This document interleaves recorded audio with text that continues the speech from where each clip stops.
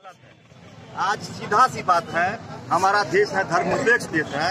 आज धर्मनिरपेक्षता को ये हटाने की साजिश है। ये नरेंद्र मोदी के सरकार के द्वारा धर्मनिरपेक्षता को हटाने की साजिश है और देश को बांटने की साजिश है। आज हिंदू और मुसलमान सबने मिलकर के देश की आजादी का लड़ाई लड़ने का काम किया था। हिंदू का खून अगर बहा तो मुसलमान का भी खून उससे कम नहीं बहा है देश की आजादी में।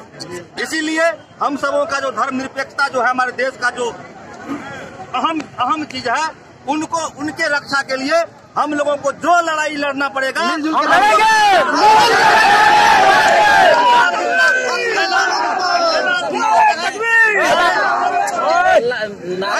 को जो लड़ाई लड़ना पड़ेगा।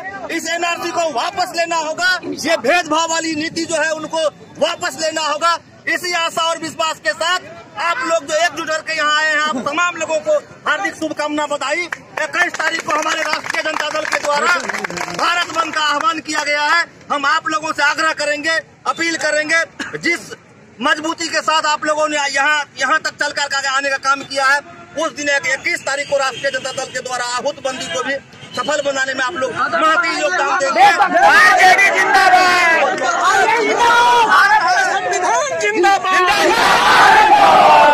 संविधान जिंदाबाद,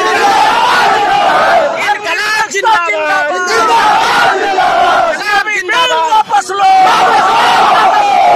बिल वापस लो, कानून वापस लो। सबों को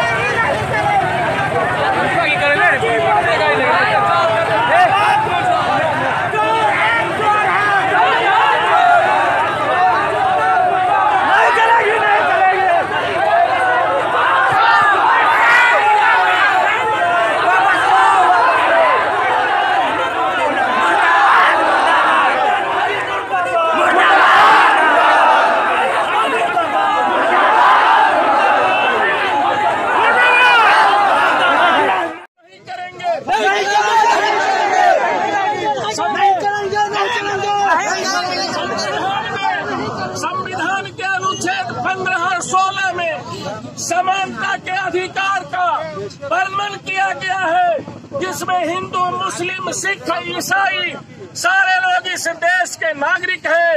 हिंदुस्तान उसी का नाम है, भाईचारा का नाम है, गंगा जमुनी तहजीब का नाम है हिंदुस्तान।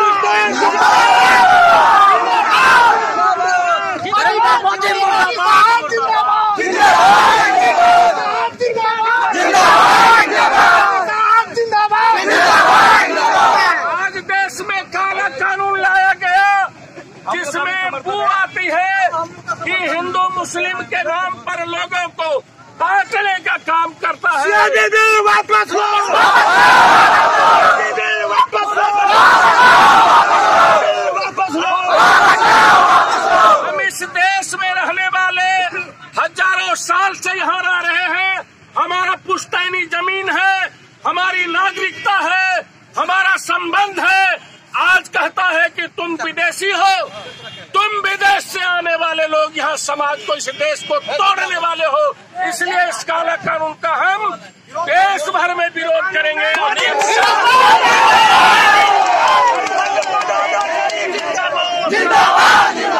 पदाधिकारी जिंदाबाद, पदाधिकारी जिंदाबाद। आपको बता देता हूँ कि ये एक लड़ाई था, आगे बड़ी लड़ाई है। असम से लेकर के दिल्ली और बम्बई से लेकर के कन्याकुमारी तक ये आंदोलन जारी है। जब तक ये बिल वापस नहीं होगा जारी